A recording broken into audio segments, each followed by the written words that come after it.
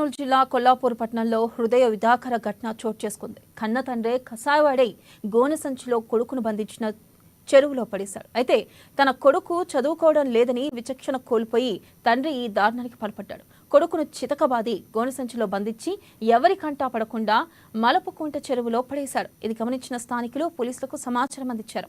సమాచారం అందుకున్న పోలీసులు ఘటనా స్థలానికి చేరుకుని బాలుడిని ప్రభుత్వ ఆసుపత్రికి తరలించి బాలుడి తండ్రి అదుపులోకి తీసుకున్నారు. ఇక అక్కడే చెరువులో పడేసిన కాళ్లతో తొక్కుతుండగా బాలుడు ఏడుపు శబ్దంతో అక్కడికి చేరుకున్న స్థానికులు ఈ మేరకు పోలీసులకు సమాచారం అందించారు.